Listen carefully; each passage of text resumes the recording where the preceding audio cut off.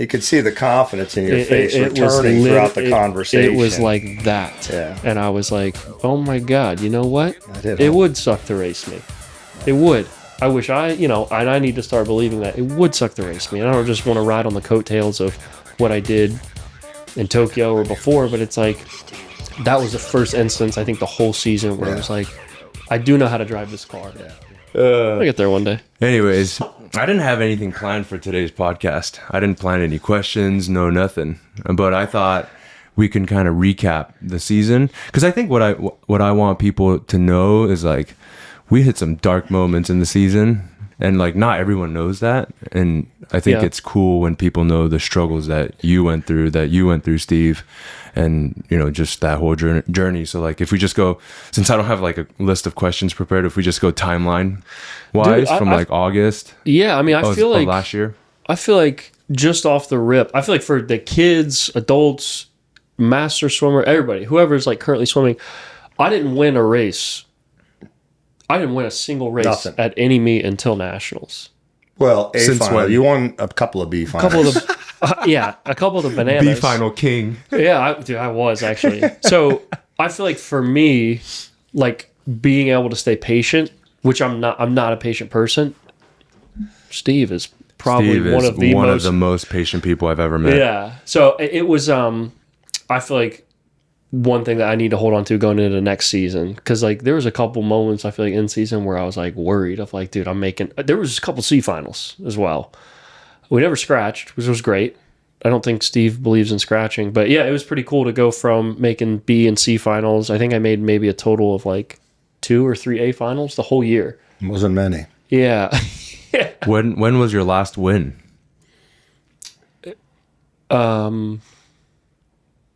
Probably Olympic trials 100 fly or 50 free. Yeah, 50 free. 50 so free's last day. About 2 years ago.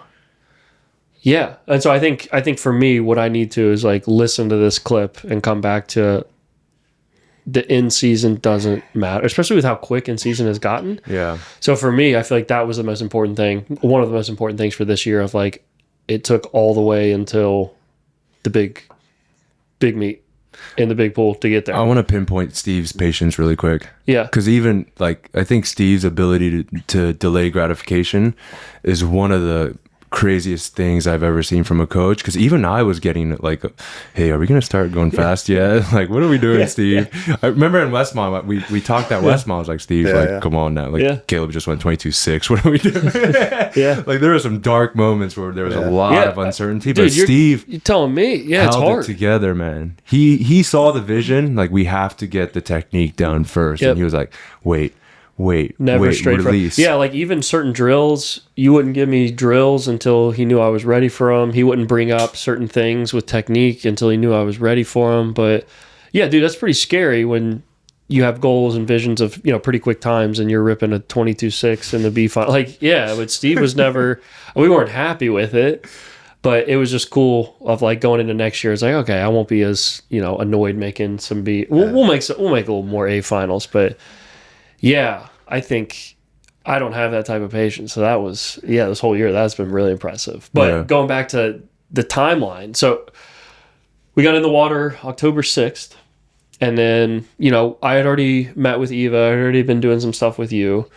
But that was my first official practice with Steve. And basically, October, November was just like getting in shape, like human shape. I don't even call it swim shape. So it was just, I feel like our best guess for swimming 4 days a week of like, how do we go about this? And then all things considering, US Open was great going off of the program we had. And then we started our like legit official specific program with Eva like January. So it was really January until, it was 7 months. So we got what we got from this year. I would really say 7 months. Yeah, I think that when you first texted me, I think the day after nationals last summer, saying, "Okay, can we officially work together again? I think I have something left in the tank," something like that, right? And you came out to Jacksonville to meet, and so to give you my mindset originally, sorry, if we flash back even further, somewhere in January, February, March, you reached out to me when you were training on your own and writing your own program. And you said, how would you write a training program for someone who's only doing the 50? And I thought to myself on the text, I was like, is he writing a book? Like, that was my first thought. And then it took me a while to go, oh, he's coaching himself. Yeah. Right. And I didn't give you a good answer. I was like, you need to get a coach. Right. No. Yeah. Well, one day, Steve will never give you bull crap. He will never tell you an answer just because you want to hear it. And there's been a couple, which I feel like people forget this. I probably said this last time. I don't know is sometimes a really good answer instead of just making up something that's going to make you feel good. But yeah, because we sat down, we went to breakfast at 43rd. Yep. It's not open anymore, by the way. I know. Yeah, it's a Mexican joint now. Linda's? Yeah. Something like that? Yeah. That guy does a great job. Really? Yeah, really good. I know the owner. Oh, I need to stop by there. Sorry, we're back. Yeah, I stopped by to get breakfast and showed him my whole training plan. This is what I'm doing. I was all excited about it. And then the look on Steve's face was basically like, I don't know. Like he has no idea if this is going to work, but I told him my reasoning behind doing, this type of training, this, that. And it was like a little bit, heartbreaking because it was like, oh, what I really wanted was him to say, this is perfect. Yeah. And what I was thinking was even harsher. Because what I was thinking was, no effing way. This is shit. Like, dude, what I was thinking was, and I told this to one of my good friends who's a coach as well. I said, this kid thinks sorry, I call you a kid, but you're a man. This guy thinks that he can coach I did. someone at an elite level after no coaching experience. It took me 30 years to get here and figure this shit out, right? And he thinks he's going to do it just by talking to him. I talked to Lezak, I talked to Crocker, I talked to Tom Jager. I can figure this out. I did do that. You can figure that out with a few conversations. It took me 30 years to figure this stuff out. I'm like, no way. So I didn't want to tell him that, right? But I didn't want to tell you that. Now you told That's really funny to hear, actually, yeah. But at the time, I was like, you can't. And just knowing you in particular and your personality, knowing how important your personal relationships are to you. Just coach swimmer, I know I've seen it with you and Troy, with you and me, everyone else on the Florida staff, and then knowing how you treated you were more excited to watch Jan come in second in the 100 fly than when you won it at NC2As, right? Yeah. And so, I knew how important that was to you. I was like, you got to have people around you. So when you texted me and then you came out in Jacksonville and we sat down and talked about it, my mindset at the time was, are we only doing a 50? Because that's the last time you mentioned it on the text was, hey, training someone only for the 50. So I didn't know that, right? And we're having this meeting about working together. I'm like, is this just for the 50 free? His favorite event's 100 free, by the way. Well, I don't know if it's my favorite, but you love 100 because initially we thought we weren't going to do the 100 free. Back in September, you're like, no, wait, no shot. Yeah. Honestly, I never really brought it up. I was too scared because I know how much you like it, and I kind of just kept training through it, just lying my way all the way to nationals. But it ended up being your first win. Yeah. So it was just every day learning something. And we had to. It was constant communication, every single practice. Like, comms were always on, especially, it's just me and Steve, so we have time for that. There's zero distractions, which has its, I feel like, positives and negatives, because, when you're with 40 other guys, it's the time of your life. You can race, you compete, but sometimes you can let that guard down of getting the last joke in before pushing off for a power rack or something like that. But with Steve, it's like, look, it's 100% dialed in from both of us for the two and a half hours that we're there, So every meet we'd learn something, take it into practice. So it was just, I feel like if we were to title this chapter, even between, I'm out there and you're still like, okay, doing the jumps. It's like you're still learning stuff. I'm still learning stuff. So this year was just the learning year. Yeah, the learning curve. Yeah. Was huge. Those first few practices, you asked, what's the training plan? Can you share it with us? And I was like, no, I don't know what the training plan is because I don't know what he wants to do. Yeah. I don't know what events we're training for. And I hadn't coached him in so long that I was like, we got to learn how to communicate. Yeah. Like there's language that I picked up over the past several years in teaching swimmers technique that I don't think I used with you previously, and we got to go through this process. And there's certain skills. I think 70% of what we did this year was new language. I would say, overwhelming majority for sure. When you say language, you're talking about stroke technique primarily.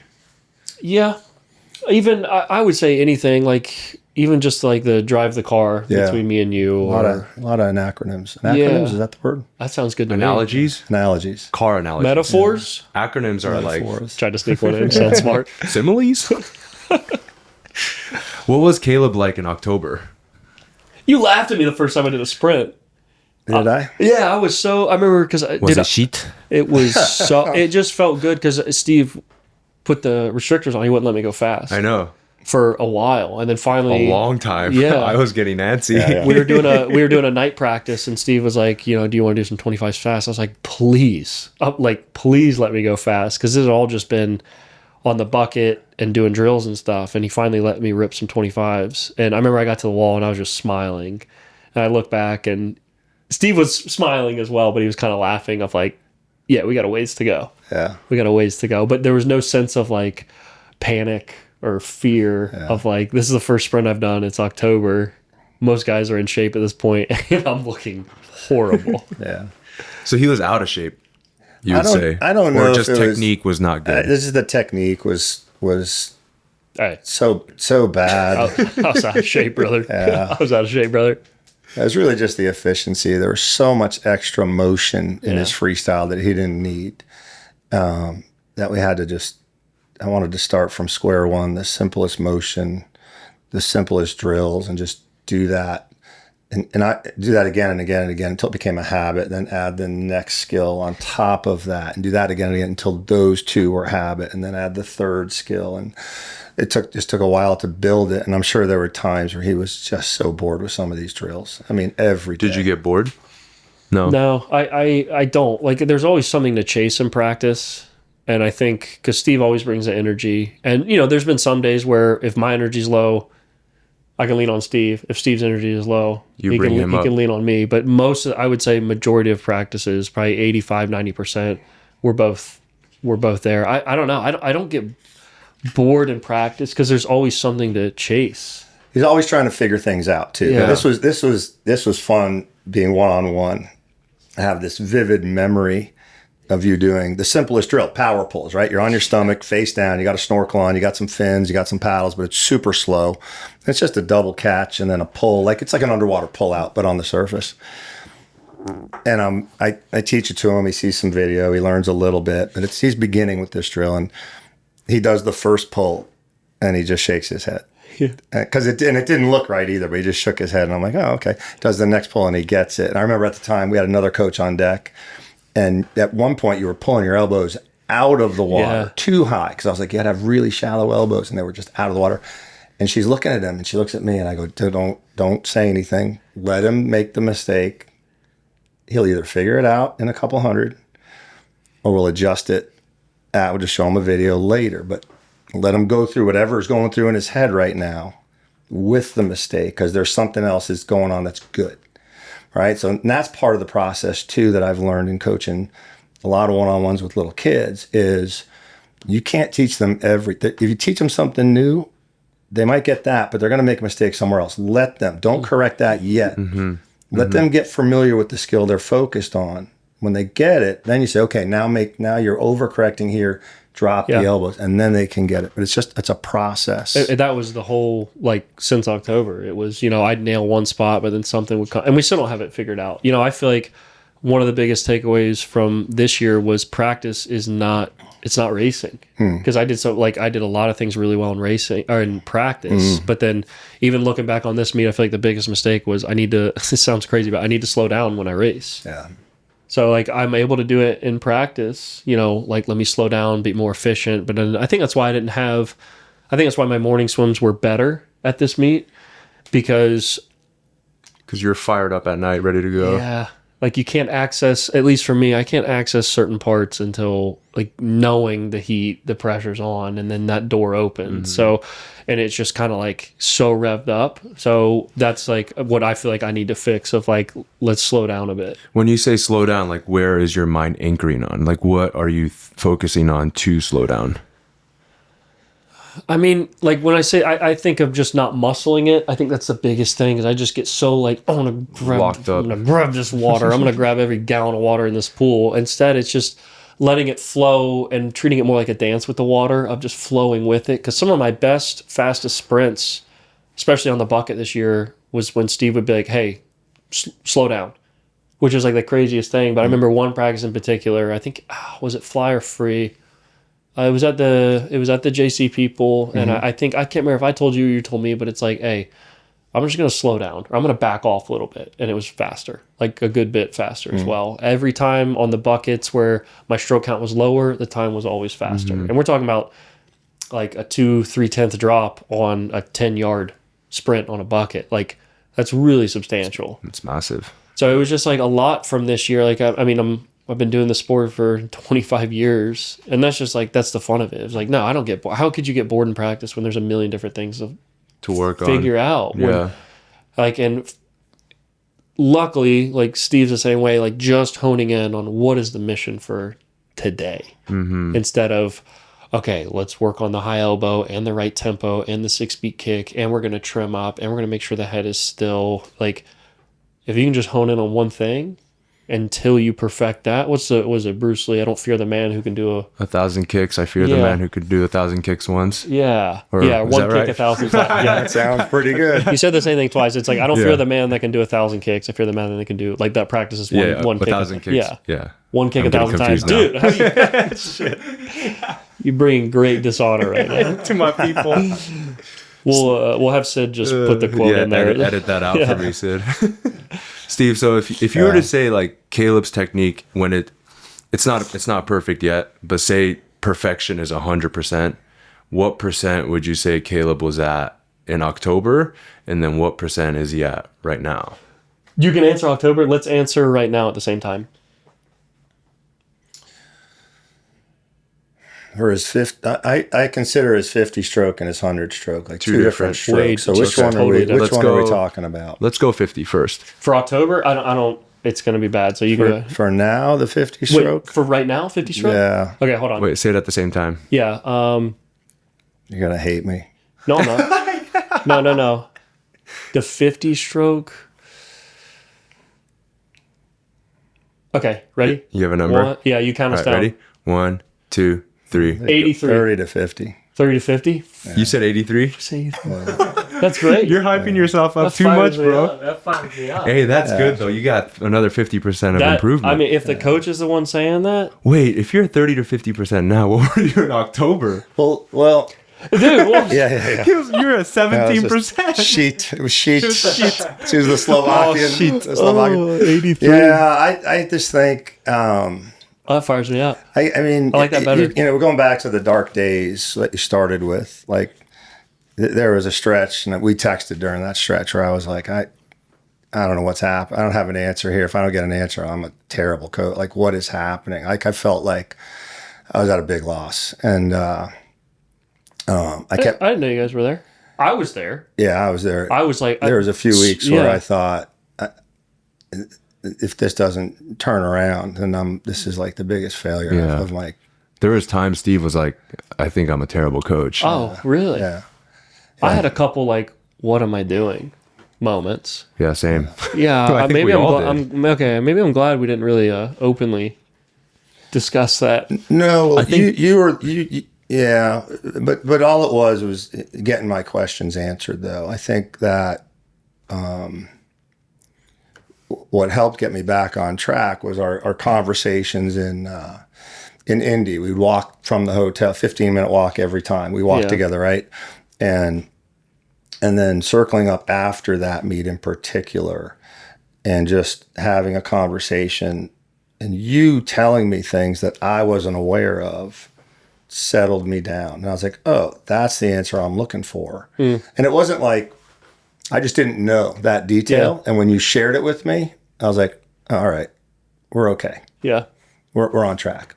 And so again, it speaks to communication. Coach athlete is like the more we can communicate like that and understand one another and develop these terms that we understand. Like, I don't have to say much to you before a race. Hey, drive the car. You know what that means because we had a 45-minute conversation with me, you, and Brendan Hansen about what the drive the car means. Yeah, if you want to have someone on who is just gonna it's just golden nugget after golden nugget is Brendan. He's been very, for us never having any overlap on teams, he has been like such a rock for me in my career. I remember 2018 nationals, or it was like Pan Pac trials. Like you had to qualify at that meet to go to Pan Pacs, and you could swim whatever you want. But I got like 7th or 8th in 100 free.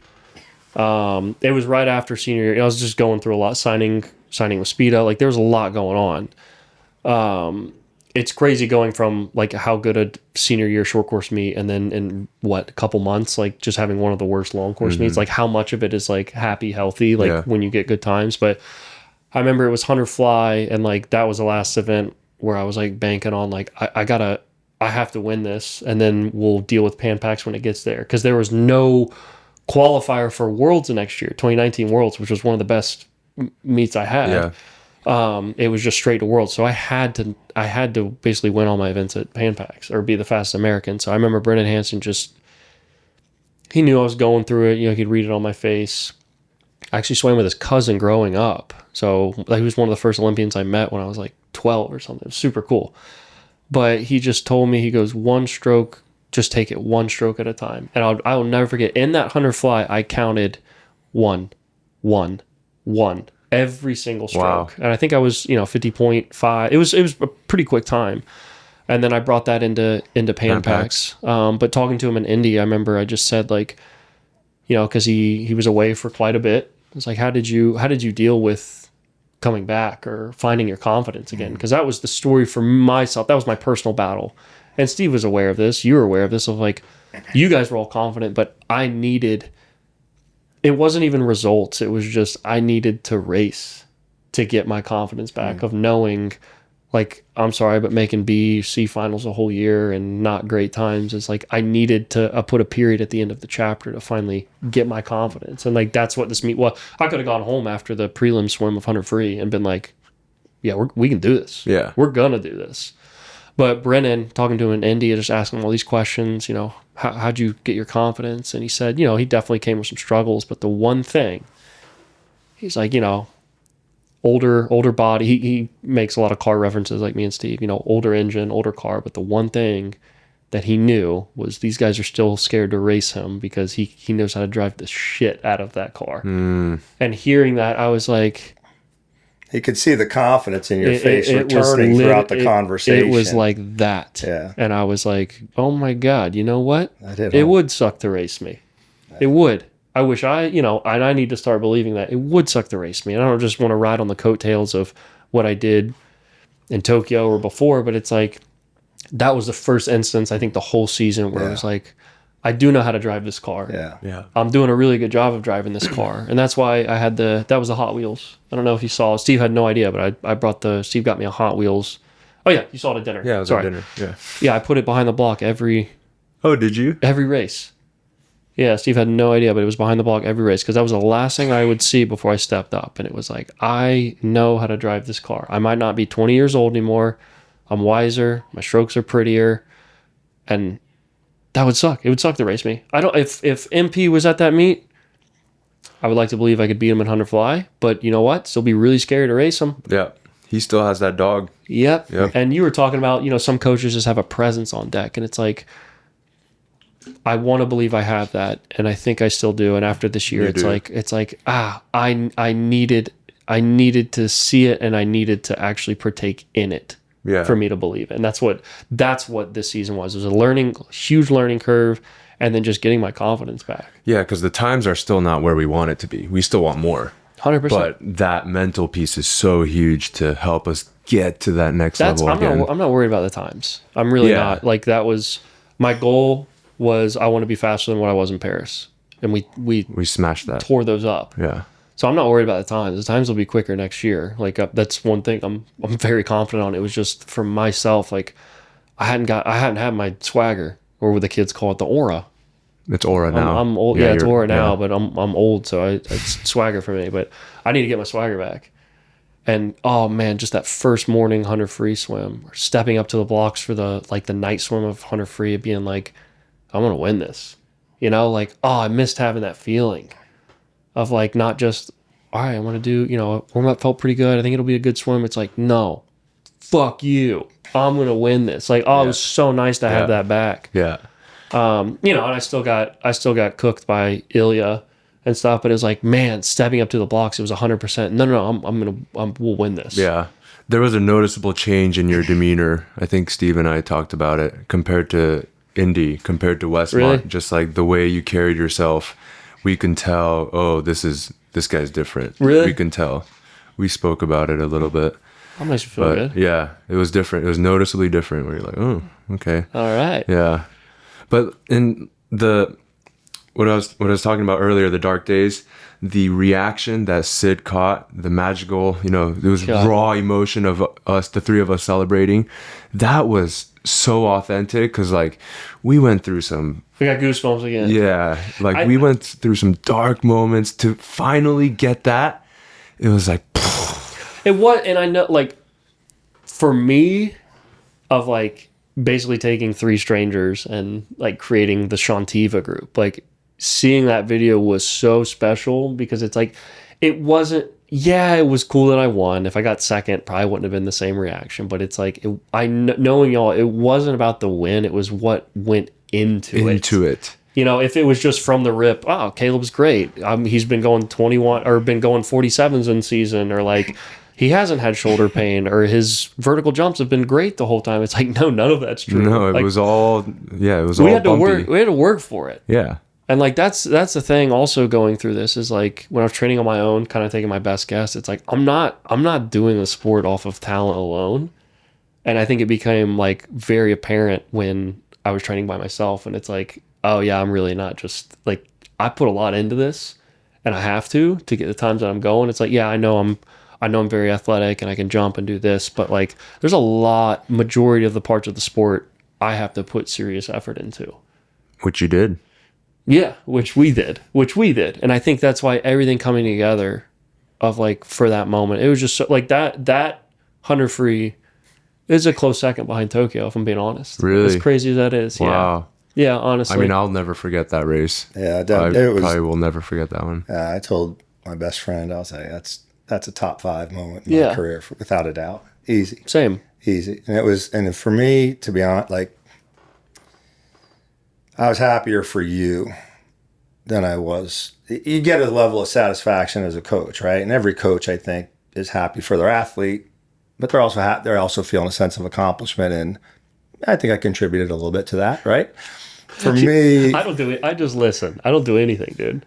No, for me, that emotion was just because I know what you went through to get here, and I think a lot of people on the outside looking in, it's easy to see the talent, it's easy to see the explosiveness, and I think a lot of people just feel like, oh, you're Caeleb Dressel, it must be easy to win, and it's not. There was a lot of conversation, a lot of time, a lot of effort, a lot of work, a lot of thought, some disagreements, and to put the plan together, and then for you to execute.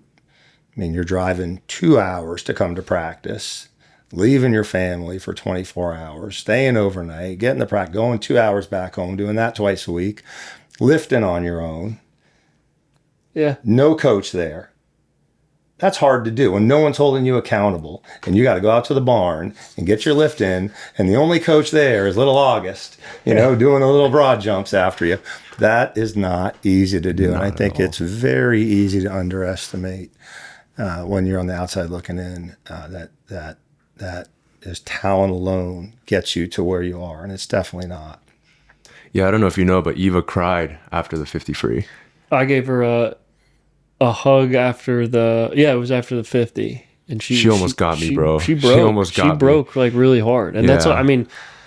Just from like all three of y'all, I mean, I don't want to mess this up because I see how much y'all are putting into it, and it's like, okay, if I skip my BCAAs, like, there's a lot of like, I don't want to let y'all down. Yeah. Of like, you guys are putting so much into this, and what if I'm just like being a dickhead and going out of like every Friday I'm just getting like, completely hammered or stuff. Like, I want to do well for y'all. And I had a little flavor of that in Tokyo for Troy as well. I feel like for how good of a coach he is, I feel like he hadn't had his moment or swimmer that showed that. And I was like, this is my chance to show everybody. Yeah. And that's kind of like, there's a little remnant, what I'm trying to say? Remnants. Just edit that in for me, said.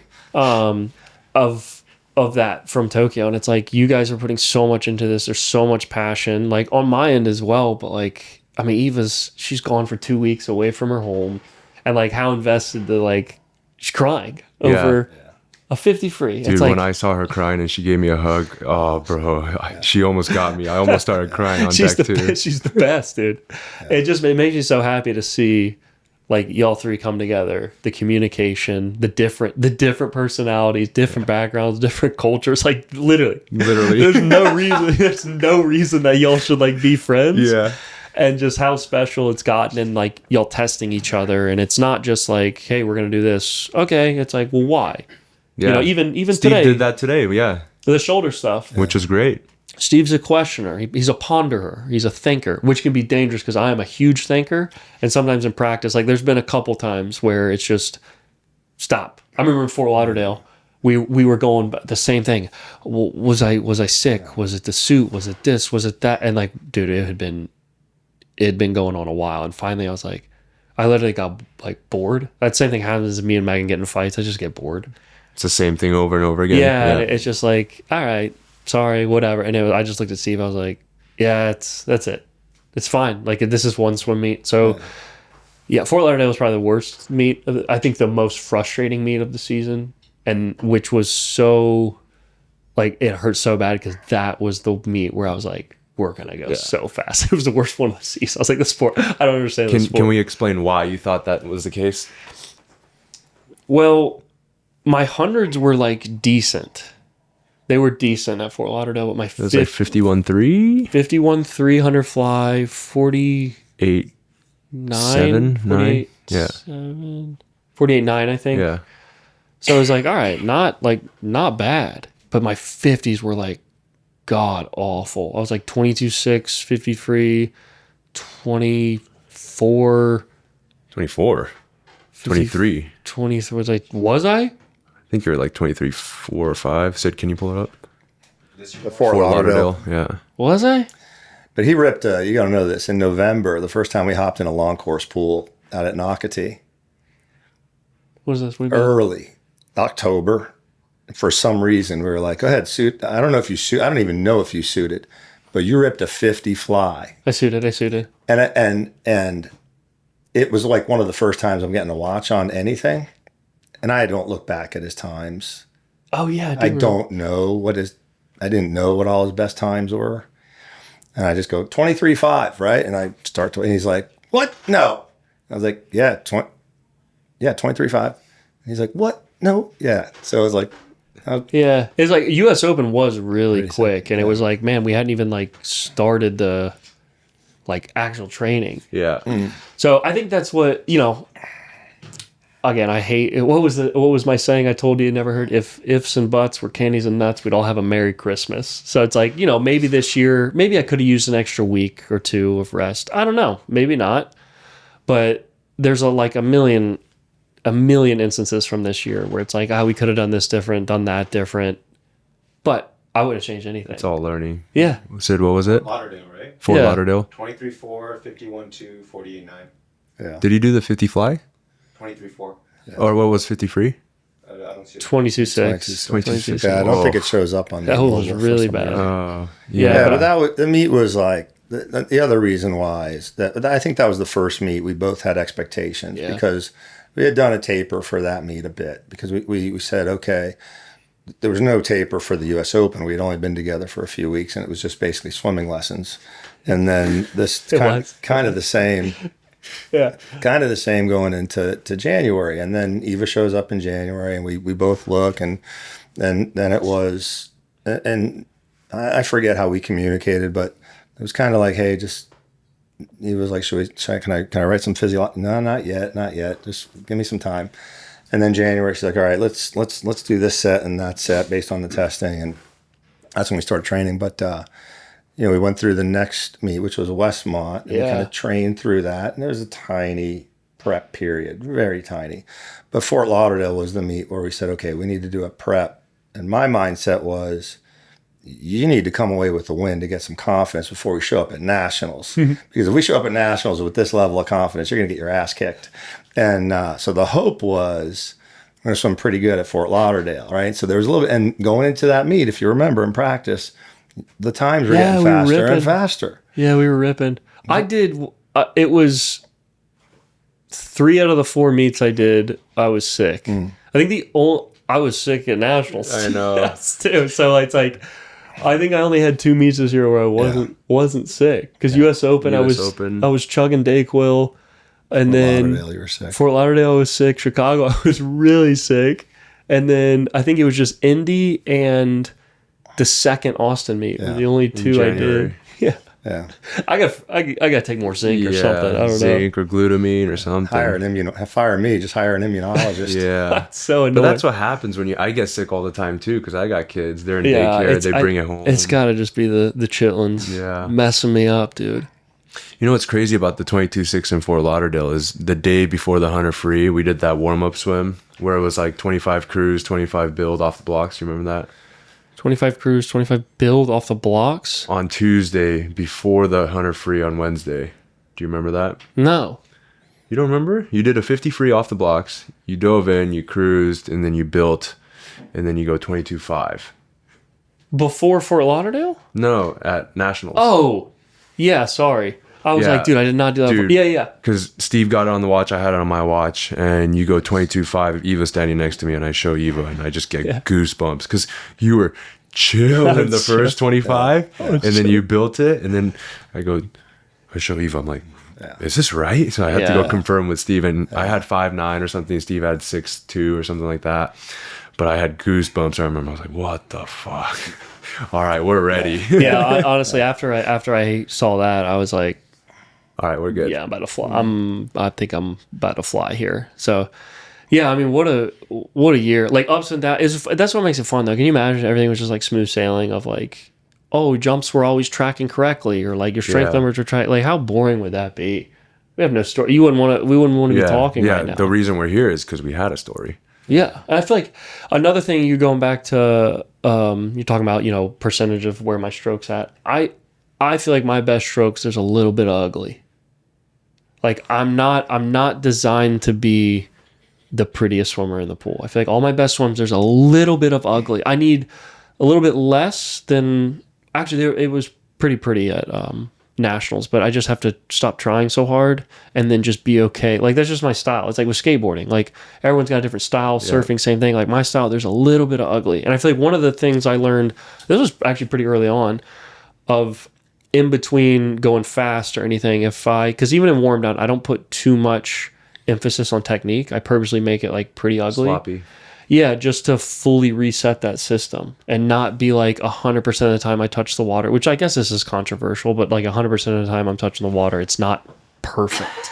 Like being okay with, and like, dude, sometimes it's like, I look like someone who doesn't know how to swim. Like I'm doing that on purpose, just like a full reset. Yeah. I feel like that's been really helpful as well. But just learning my style, being okay with my style of like, I'm not built to be. That's the prettiest stroke I've ever seen. Yeah. I feel like the first time you brought the ugly out was the 21.8 swim off in Indy. Yeah. You kind of mentioned That's so funny you say that. Yeah. I was like, enough of this. I was just like trying too hard to make it pretty. I feel like my sweet spot is pretty, little bit ugly. That's a sweet spot. But then once I go past that, then it gets into like muscling it and trying too hard. So like staying in just a dash of ugly. That's what I feel like I did in that swim off where nothing else mattered. It was just like, I like both those guys because it was Grant and no, I don't forget his name. He swam at USC. Trinidad and Tobago. Swims, Dylan? Yes, thank you. Oh, sorry, Dylan. I love both those guys, but that was like the first time in the season where it was like, fuck yeah, like I'm better than you guys, and then ripping that. And then a little bit more that went into that, which we can't bring up. Yeah. That's one thing we can't bring up on a podcast. But yeah, that was I feel like a definitive moment of that year. Definitely. When you texted me that the dog came out, I was like, Yeah, I was like, finally. oh, there he is, because we've gotten him Finally. we've gotten him in practice, but then I'm behind the blocks for race time, and it's like where is he? Yeah, Where is he? And I yeah. feel like Indy was the first time where it was like, oh, you were a neutered dog the whole I was season, neutered, and then yeah. finally I grew him back. you grew back. I grew him back. You regenerated. I did. I was like a lizard. I grew my nuts back. We said we were Dude, gonna remember I talk said, about this, I said, Sean asked like, what's the one thing we're going to talk about? I was like, do not talk about my balls. We made it. We somehow made it, dude. Yeah, you have to put a rating on this podcast at this point. This is rated R. In the language and the topics. Parents are going to be like, I don't want my kid following you. I've been in the sport too long to be Yeah. too nice with the personality anymore. That's how I was thinking. I feel like that's good. I feel like some people are. I'm not the most killer personality behind the blocks was MP. Yeah. By far, like that guy genuinely wanted to. He goes to somewhere else. Yeah, he wanted to like genuinely cause you harm. And Yeah. for me, it's not really. I don't have anything against you. It's more my dance with the water. And then like the last thing is like, I want like, like but I love like. There's no one in the sport that I don't like. Mm-hmm. There's one. There's two. Like I won't. There's three. There's three. There's 300. Like everybody. If I'm stepping up racing. Josh or Cam or Kyle, Josh Lando, obviously Cam, Chalmers, like any of these guys, it's like in that moment, like when the beep goes off, you genuinely hate them. But once the race is over, it's like they're too nice. Yeah. Cam reached out to me actually before the meet was even over. After the 100 free? After, I think it was 100 fly, or after the 50 free morning swim. What do you say? He was just, end it with a bomb. You're having a great meet. Like just reaching out. Kyle just checks in with me of how's life going. Like there's everyone in this sport. And I guess, some people might want more drama, but everyone in the sport has been more than willing to share, help, to share. I think I got more texts after nationals than I did when I made the team in 24, to be honest. Yeah. That's really I think a cool. lot of people knew how much was riding on this. Maybe more than I thought, but yeah, it was just like, what a special ending to the meet. And then getting through testing, like redoing testing with you and Eva, like I'm excited going into next year because now we have even more specific plan of like the VO2's there, we've checked it twice. Like anytime we've done specific training, my body's responded so well. Like we've seen it with the numbers, because this is my first time like training with numbers, if I'm being honest. It's all been old school training, so it's been really cool to be the Guinea pig? Yeah. I was like, am I? But it's like, yeah, it's exactly what's going on. And so going from, for 10 years, what I was used to was training 9-10 times a week, dry land, lifting 3 times, like in the weight room 5 times a week. Like that's where I got my confidence was with Troy. And then, it got to a point where it just wasn't working. So that was the biggest thing this year of like, how am I all of a sudden going to start a whole new book and just be like, oh yeah, I'm fully confident with something I've never done, people I've never worked with. Like I needed the final swim meet. And that's like what we got. And it's like, oh yeah, okay. 4 days a week in the water and 2 days a week in weights. It's like, as crazy as that sounds and going faster, it's like, all right. And the magic number might be 5 or 6. I don't know. Maybe it's 3. Change it, yeah. I think that's the beauty. Two things I want to bring up on that point that I think are important. One is kind of a PSA, public service announcement to age groupers growing up. Don't hear the message that 4 sessions a week is going to get you where you are. It's 4 sessions a week for the last 10 months after 10 years of basically training like a mid to a distance swimmer. Yeah. Right? We used to joke around. There's no sprint program in You're Florida. Right. Yeah. It's a bunch of sprinters in a distance You're 100% program. right. It's And that is part of your base and why you stay in such good shape to this day. Yeah. So I think that is important because I can't stand when I go to a sprint camp And all the kids want to know what the secret is. How does he get so fast? I'm like, look, you guys got to be versatile. You got to do your 6K, your 5K training. You're not there yet at 15. Yeah. You don't have the muscle mass. You don't have the base behind. You don't have the skills yet. Yep. It's part of the process and development. And I hate leaving any age grouper out there believing that, hey, if I just do what you do, Yep. 100%. then I'll be great, because it ain't going to happen. Yeah, if you want the full training plan, you have to, start learning the strokes when you're 5, but then you have to quit because you're bored with it. And then you go play soccer, and then you get bored of that, and then you play football. And you do that cycle until you're 12. And then your dad gets cancer, so you take a year off. And then you just start specializing just in swimming when you're 13. And then you join bowls. And there's just a pretty heavy program. Yep. Oh, but before bowls, you have to be on a very sprint-like heavy program where you don't do anything, which my body did not respond well to that. I didn't swim fast at all under Sean, great coach. And then, then you join bowls, which is a pretty heavy program. And then you start Then you go to the one program that everyone told you not to go to. Yeah. I didn't start running doubles until senior year of high school. And then, we laid down some yardage with Jason. Yeah. And then, then you join UF. Enough said. And then you switch over to join Nessie's group. Yep.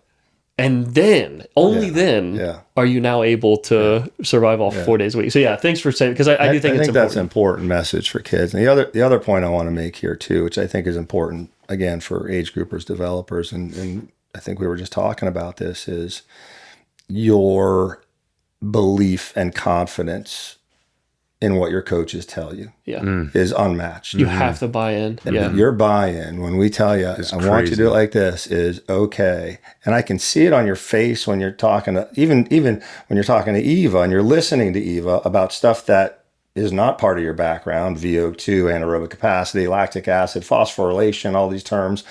But I can tell by the look on your face that even though you might not understand it, you believe her 100%. And if she says this is it, then this is it.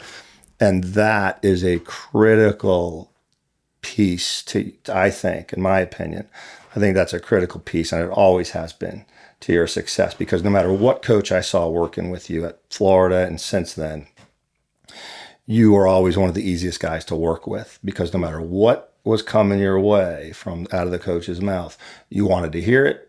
You wanted to absorb it. You wanted to think about it. It was never, I'm not doing that. It was never difficult. We talked about how sometimes you don't want to go coach a kid because you know there's going to be headbutt coming back. So you just leave that one go. It's never that way. Very coachable. One thing, I guess this is a PSA from my perspective, is when you are a coachable athlete like you allow the coach to test the inputs and outputs. Like when you're constantly like I tell you to do something, but you're like, hey, how about we try this? How about we try this? How about we do that? Then you start clouding the coach's inputs into the system, because all coaching is you're putting inputs into a system and you get outputs out of it. And us as coaches we're just testing different inputs. Okay, let's try this input. Yeah. What do we get? Oh, okay, we got that. But if we constantly have, like, this is one of the things I'm dealing with right now in our group, is like, because we have so many high level athletes that they've experienced, and I respect it. I'm like, okay, I understand you've had success with this, you've had success with that, but I'm just getting bombarded with, let's try this, let's try that. Yeah. And it becomes very hard for me to understand what is my North Star, what am I trying to test, and I need the athlete to trust me that, hey, just let me test this for a season and give me the freedom to make mistakes while it's still 2026, because by the time 2028 is around, I want to be very confident in, okay, we've already tested these inputs. Yeah, as a coach, I would want that. I'm so grateful that you just gave us free reign, even though we were swimming like shit. We're going 22.6. Like, you just trusted the process. Stop bringing up the 22.6. Stop. No, because I just say that because, like, I work with athletes who panic and, like, they do a 22.6. Okay, we need to change this. We need to change that. But I'm like, hold on.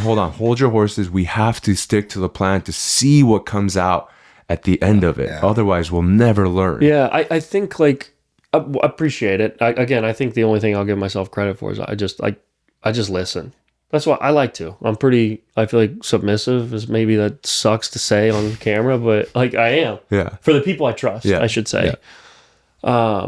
But yeah, I never doubted the Shantiva ability, not once. It was just a self-confidence. And again, maybe y'all were like shaking in your boots, but I never saw any hint of like, what are we doing from y'all? Which is I feel like great. I feel like that's how it should be. And again, if you didn't have answers, amount of times where Steve was just like, I don't know. Oh, okay. That's almost like more reassuring instead of just some bull crap of like, oh yeah, it's this. Like when it's like deep down, it's like, really? That's what it is? Because you can sniff it out. Yeah. You can smell bullshit. Yeah. Yeah, and we know we've known each other too long to be anything but honest with one another. Yeah. I think we would both know when the other is He's not being yeah. truthful. We both don't have to be doing this. Like when you get in the truck to go to the airport and you say, I'm not sick, and you're sniffling, I'm like, he's sick. Give him a couple days. yeah. Yeah, it's like we've been working together too long, and yeah, we don't have to be doing this. So what's the point of just you're not recruiting me?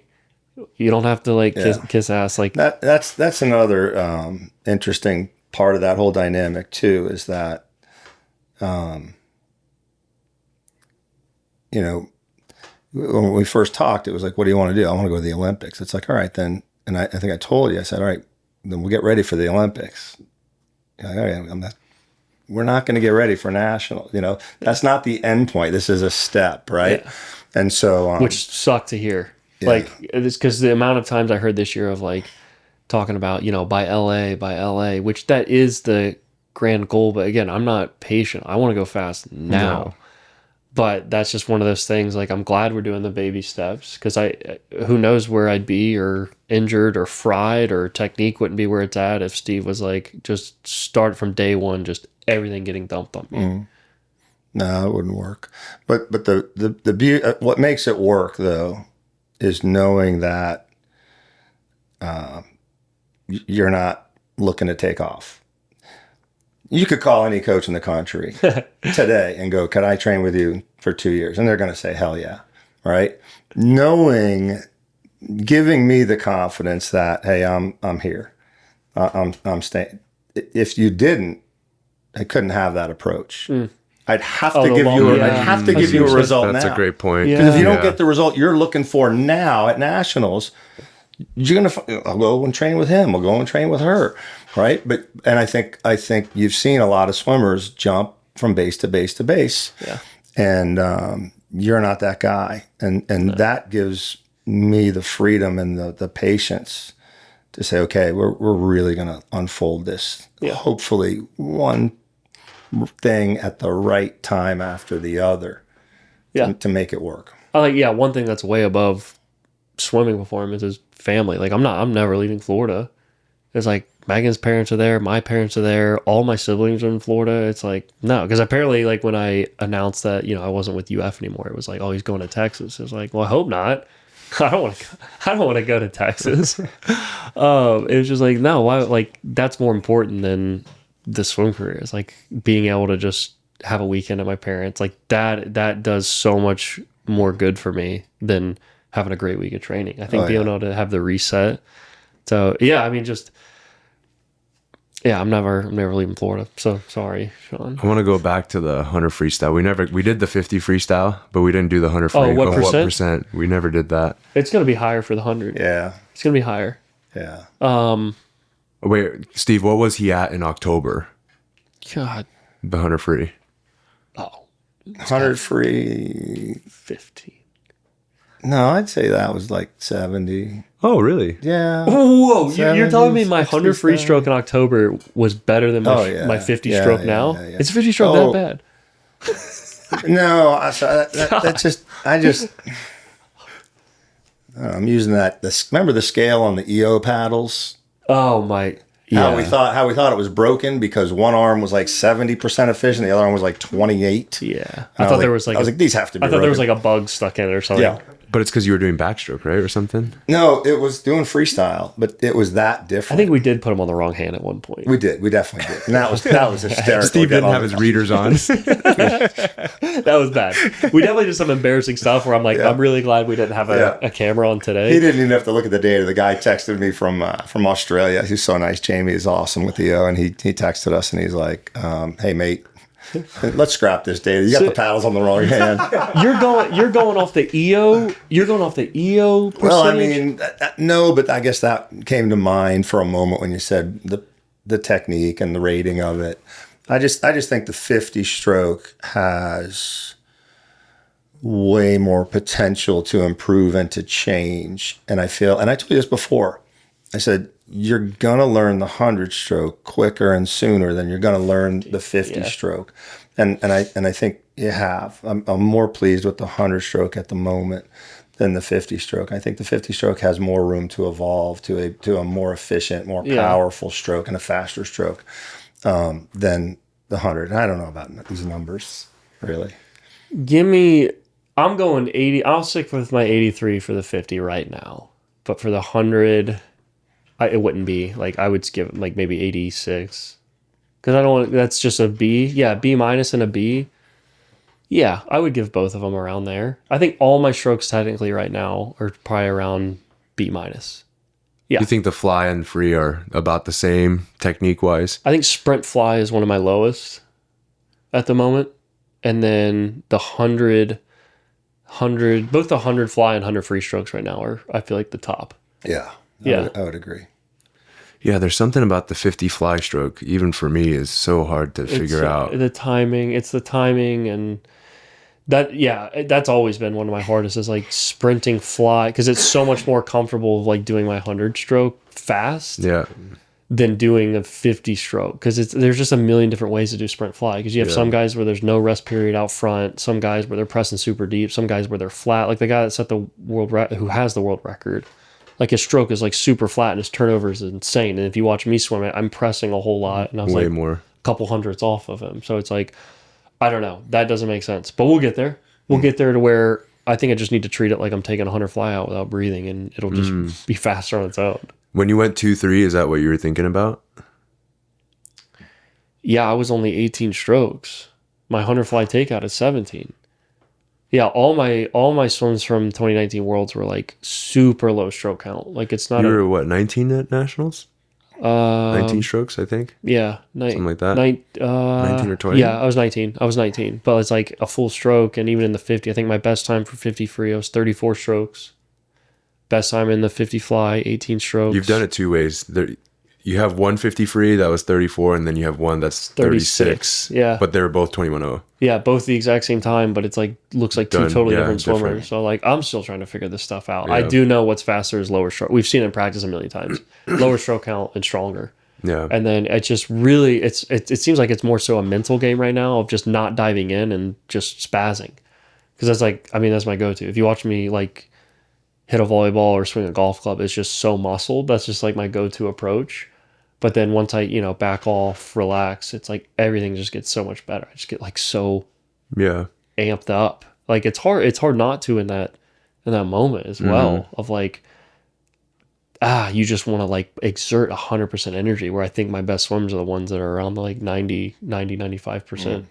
That's where you have to train your brain, not just training your muscles, training the technique. You have to practice filtering all that energy through a smaller filter. That's really well said, actually. Yeah. Right? You're blowing through a straw.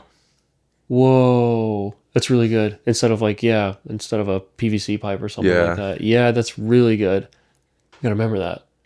Funneling it. Yeah. I think it's the most difficult detail to master, being the balance between being relaxed and having the correct amount of effort. Yeah. And there's been maybe two swims that I can recall. One was Eric Fries. Oh yeah, no, NC2A. Yeah, so Eric is a German, right? Behind the blocks, he'd get super intense, and probably pretty angry by the look on his face, right? And you basically, once he started getting in that zone, you left him alone. And he was having an unbelievable year. I think it was my last year with him. I think it was. He put on all this muscle mass, and he went to the end of the semester meet, and I was sick at home. I was COVID or something. I was sick. I couldn't go to the meet, but I'm looking at his times. I'm like, every single time at that meet was faster than when he was shaved and tapered the year prior. Really? Right? And I'm like, and there he's always ranked in the top 5, the top 10 in the country. And I know he's thinking, hey, I'm in it for the win. 50 free, 50, the 100 fly, 100. I'm in it for the win. And we go to NC2As, and the first event's 50 free, and he gets up and he's 9th, and he was furious. But this was the best because he gets up in lane 4 of the B final at NC2As, completely relaxed, and he was completely relaxed because he did not care. He didn't care. He never told me this. I could see it though. He did not care. But I feel like there's 2 different types of you don't care. Because there's one that's really healthy and one where it's generally like you should have just scratched. What are you doing? This one was beautiful because he hit the wall and he came over and he couldn't speak. He comes over and he's like, that was easy. Right? And I was like, yes, that's how you do it. Yeah. That's sprinting. That is how you do it. So you said you've been coaching for what, 30 something years, and you just said there's been 2 swims? Yeah. 1.5. That reminds me of that meeting that we had with John T. Yeah. And he showed us that video of Fred Bousquet. Oh, yeah. It was the 2009 World Championships with the super suits. I think it was 2009. But in the semis, Fred shuts it off with the last 15. Oh, yeah. But his I've stroke seen just this. looks incredible. And I believe that was his fastest time of the meet, where he shut it off the last 15. Yeah, because they didn't go world record at... Did they go world? I think they did go world record in 2009, but then I don't know. We'll have to actually fact check that one. But yeah, I've actually seen that swim. Yeah. I don't know who from, but yeah, and like it was a noticeable shutdown, but not because he got slower. It was just because he got more relaxed. And his time was like, it was something. I want to say it was like 1:3, right? I think it was don't remember floating. that. Yeah. Yeah. He levitated on top of the surface. Yeah, I remember I had it in high school, 100 free, actually at this same pool. That Nationals was just that. I remember morning swim, I shut it down like the last 20. And I think I was like 49.2. Finals comes, all out effort. I was like 9.4, 9.3. I was like, this makes no sense to me. Yeah. There's a story I like to tell about this. Somebody, I don't know where I read this or someone told me this Sandy Koufax was an old pitcher decades ago. And he's trying to throw the fastball and it's not going very fast that day. And the catcher comes out and says, hey, take a little bit off this fastball. And he does, boom, 101 miles an hour, or whatever it was, right? All of a sudden he's got his speed back. Yeah. He just needed to relax, throw the pitch. And I've talked about this with track coaches too, and John T. It's like, John T texted me or said something to me before one of your swims. He's like, don't let him muscle, let it flow. Yeah. Let it flow. Yeah. I think John T understands definitely freestyle better than just about anybody on the planet. He is in tune. You watch the progression of his guys when they were at Alabama, the before and the after Dude, videos. Alabama was winning national title. Like, think about that. Alabama. Like, what? They only care about football. And he took that program of, like, no names, and they're winning national titles. Yeah. He gave me a little nod. After one of your swims, he kind of looked... He gave me a little nod of respect. I was like, that was the biggest award I got for the week right there. Steve's like, I made it. I made it. Because he doesn't hand those out very easily. No, he doesn't. He doesn't. Do you guys feel like breaststroke is the stroke where if you try the hardest, you swim the slowest? Like that ratio of trying versus shutting off? Let me put them in. I feel like backstroke is backstroke's number one of the more effort you put in, the faster you go. For whatever reason, maybe it's because I don't know how to swim it. But I feel like that could be the backstroke. case. I feel like backstroke, if you just spin, you're gonna go fast. And then it's probably like more effort you put in. I don't think would breaststroke be number one. I think breaststroke's number one, where the more effort you put in, the slower you Yeah, swim. let's go. Yeah, I'll go with breaststroke as Right? well. Yeah, Because there's the whole timing piece, and You're gliding almost 50% of your race. yeah. You know? I mean, if you're at a certain level, right? yeah. Yeah, because if you're just like spinning, the glide is part of the stroke, and I have a little bits of that for fly and free as well. Of like, I have a little bit of glide out front, and we've I think at one point we tried to eliminate it because it didn't really make sense, and I was like, dude, that's not what works for me. Because there's maybe there's two things I do well in the sport. I listen, and I can glide really, really well, which like sounds silly, but I swear I'll win a glide off against anybody. Yeah.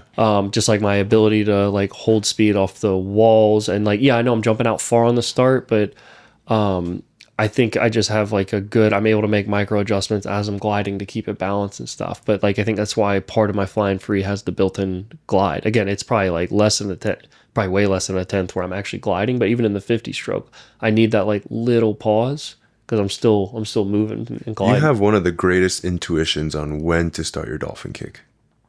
The timing, that is such an art. There's no, because every dive is a little bit different. So like sometimes you start later, sometimes you start earlier. You have one of the greatest intuitions that I've seen on when to start your kick. You also have the greatest ability. This is kind of weird, but like you have the greatest ability to change directions in the water, kind of like a seal. When a seal is going really fast and like, whoosh. Do you know what's so funny? We had a practice, and I was just playing. I was having a great, me and the water were just, goofing off. And I was like underwater, and I was just like same thing. I was just flipping. I was like, Steve, how am I doing this? Like, did we talk about this on the last podcast? I think we did. Did You're like, we? how do you do a 360 underwater? Yeah, explain we it. don't know. And it's like, I have no idea. I just kind of like You just do it. Yeah. Okay.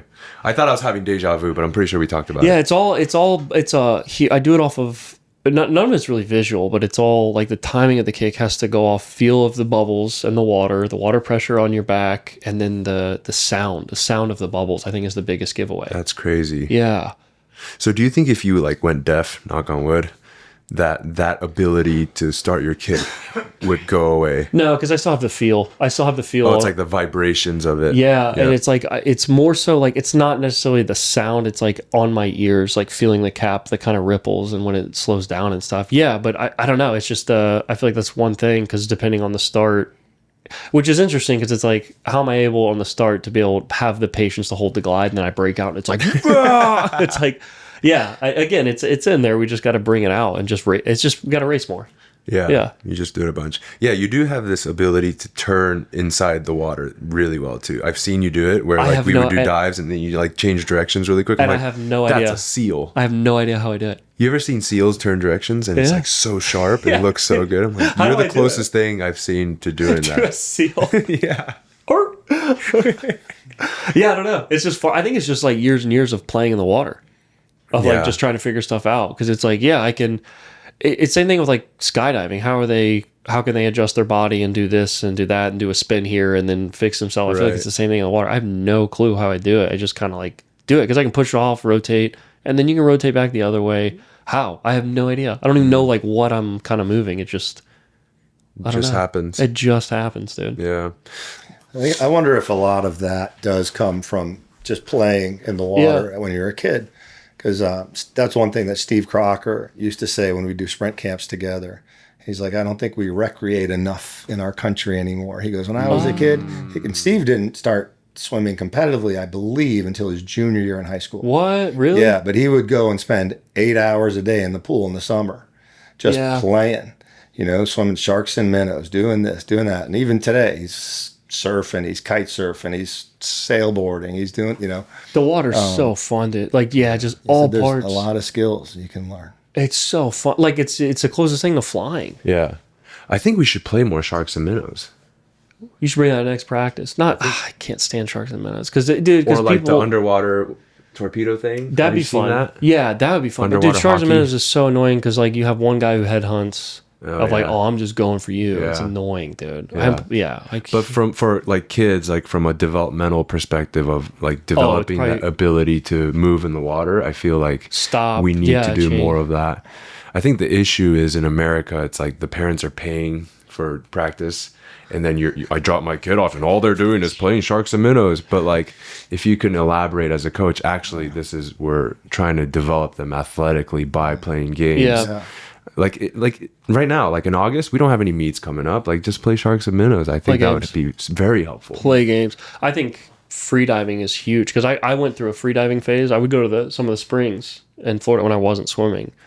And it was just so nice being underwater. I want to learn how to clear my nose without using my fingers, but I got good at, pinching my nose and clearing and stuff. And the lake at the new property, like it's 50 feet. I want to touch the bottom, but I have marks girlfriend. She's really into it, and she's like, yeah, I've been 100 feet down. And like she's Wow. yeah, and she's like, it's like, well, I know I can hold my breath longer than her. Well, actually, I probably can't just because she knows like the technique and like how to exert less energy. But it's like, because I was going like probably 40 feet. Like I never put like you got to go to the ocean because I was just touching the bottom at the springs. They're not that deep, but I want to go to the ocean and just like drop a line and just go down. That seems like the most relaxing, fun thing ever. You're in the middle of the ocean. How long does it take to touch 50 feet? I go down pretty quick. 30 seconds? No, it'd be less than that. 20? Yeah. 50 feet. Yeah, probably somewhere around there. Okay, so it's like a less than a minute breath hold. Yeah, again, I'm not a patient person, so I'm just down there. You're like dolphin kicking max effort. My ears are like screaming at me.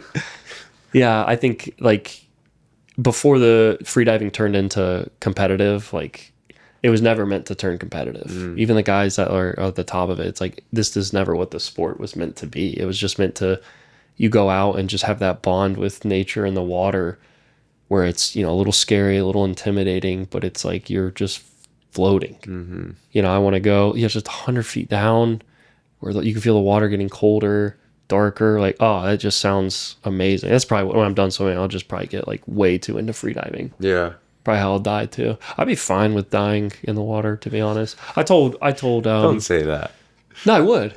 I have no problem saying that. I'd be, because if I ever die in the water, I'd be totally at peace. I think if Megan dies before me, and the kids are, set up well enough and I'm, an old man, then I think I would just take my boat out into the ocean, like way offshore, and then just tie. I'm trying not to laugh because it's not. I'm being serious, but I know you're gonna laugh. I would just tie cinder blocks to my feet and throw them over and just sink down. I think that'd be awesome.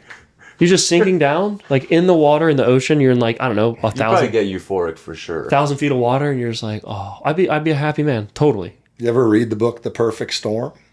No. They made it into a movie, but this guy wrote it's about 3 storm systems moving off of the northeast coast of New England. And they converge into one storm. Is this a true story? Oh, okay. And there's a fishing vessel that gets caught out there. I mean, they're all out there. They head for safety with this one vessel. Oh, this is a movie, right? Yeah. I think I've seen the movie. The one vessel gets caught. But the author interviewed people who drowned. Oh. And survived. And so they describe it to him. And then it's really peaceful. Really? Yeah. Yeah, I've in the water, I've done the most I've done no breath was I did 125. I had a spotter with me, but it was like yards or meters. This was actually meters. That's impressive. I had Kieran there with me, and it's crazy because the most painful part was at around 80. I was like, well, I can make it to 100, but then as soon as I flipped it to 100, like it felt like I had like some magic drug. It's like probably the closest thing to what heroin feels like, honestly. I was like, if I had to guess. But I remember, and then I kind of, I was a heroin addict a couple years ago. But like, I remember kind of seeing like pink and yellow, and it was really pretty. But I was still there enough to where I was like, I should probably come up for air. But it's not like my heart rate it wasn't like, I can imagine it's different if you're like caught in a storm and it's like water's thrashing. Like that's in a controlled environment. So like, I'm not saying, I wouldn't want to drown, but it's like, dude, put cinder blocks on my feet and just sink down. Oh. All right, new topic. I don't like this. Yeah. That's no good. What's moving forward? What are we looking forward to? I'll be closer to training, which for next year I'm fired up about with the move. So I won't have to spend the night away from the kids or do a 2-hour drive. So I think that in and of itself will be a big performance booster. Yeah, honestly. Not being in the car for 4 hours. Yeah, not going for like 2 hours showing up to practice. So that and just the specifics. And like now that I have the confidence of like, yeah, we're gonna do this. Yeah. We're gonna do this, boys. Yeah, I think with all of us there was at least a certain level of uncertainty. I had certainly never coached someone for 4 sessions a week. I'd never coached with you. I'd never coached with Eva, and you guys are experts in your area. And so there's a level of, you got to question, hey, can we make this work? You have to, if you're a decent, you got to think critically enough to go, is this right? Is that right? Yeah. Should I be doing it like this? Should I be? And now that getting through that and knowing how successful we've been, I think we have a much more clear vision of what the next step needs to be. Yeah. And that gives me a lot more confidence that, all right, we're on the right track. Because, like, I was telling you, you train this, you write the same training program for 20 plus years for college swimmers. You have an idea when they start to taper who's going to swim fast and who's not, right? And it changes a little bit. It's not the same exact practice, but every coach has sort of a flow to their training cycles. This was completely different. Eva's like, what do you think he's going to do? And I'm like, I don't, Eva, this is really hard to say, Yeah. So now we've seen some results, and we have an idea of how to gauge that. And we went through that 4-week taper, whatever, 3, 4, whatever. Just a lot more confidence with everybody, and you as well, giving the input you give of, hey, here's how we need to approach trials in October. Yeah, I feel like we have the skeleton or the base or the initial foundation. Yeah. And now it's all like let's get real specific. Because even, the most alarming thing, not alarming, but it was like, last 25 of the 100, we got to clean that up. And then even from doing the testing echoed that from the 3MT. And then Eva already is like, here's where we should go from here. Here's how you replicate that. And it's not like we missed that. I wasn't ready based off of the footprint that we have. We have to go one step at a time because we had to get to normal baseline. We had to get in shape, then we had to get to normal baseline, and then now it's like, okay, we're at sprinter baseline. Yeah. Now we're at a point where we can attack and practice the last 25 of the 100 free. But it's like you have to get to a certain point before you can do that. Yeah. We're at Everest Base Camp now. Yeah. We weren't even at base camp before. Now we're at Everest Base Camp. We weren't even now in... we can attack the peak. Where's Everest? Nepal. Oh, Nepal. Yeah, we weren't even in Nepal. We were still in China. October. Hiking over. Yeah. Now we finally made it to base camp. Now we can shoot for the peak. Yeah. Oh, that was a good analogy. Damn, that was really good. Clip that. Chat, can we clip that? That was great. Dude, you actually had some really good nuggets here. Yeah. From the strength side, did you feel like there was anything I could have done better, or you felt like, I don't know if we need to do that? I mean, because we're still collecting data even after the meet. It's like, dude, I just hit a PR on the dips by 20 pounds. It's like, I don't think I lose strength. No, you hold on to strength. I hold on to strength, and even the jumps, those stay in my system. But no, I wouldn't think there's nothing like right now where it's like, oh, we should have done this different. Again, I don't know. Maybe I needed more rest, but also maybe not. Maybe I got maybe I got too much. But no, the strength is, I wouldn't say there's anything where it's like, yeah, I needed to do that different. Because my starts were lethal at this meet. Like, every single one was like, I think my worst one was probably 50 fly morning. I think it was one of those, something like that. Like, I had one where I was like, that wasn't that great. And it was still, like, really good. Your slowest one was 5.0.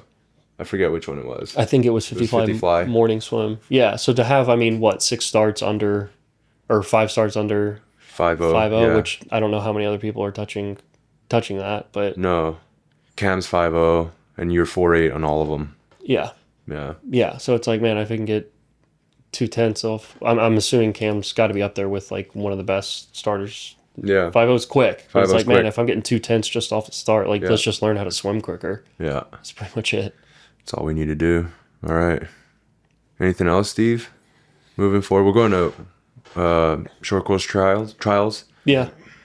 Yeah, next phase, there'll be a meet. Yeah, short course trials in October, and hopefully short course worlds in December. I'm glad they're doing the trials. Yeah. I think it'd be great. Yeah, I think so we're just going to find a meters pool. What are you doing to kind of... Get ready for... Oh, we have 33s. Oh, yeah. I'm really looking forward to 33s. But that's just for the training. What about for stroke count and stuff? Oh, SOL. Work around it? Yeah. We just figure it out at the meet.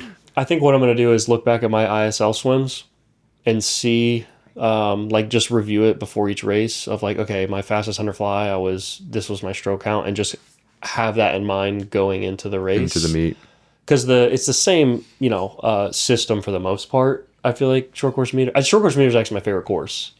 I feel it's just not as chaotic as short course yards, but then it's just more like athletic based than long course. So yeah, we'll see if we can find short meter. But if we don't, I'm really not too worried about it. Like, especially because I already have my bank of these are my best swims, what my stroke count was. Yeah.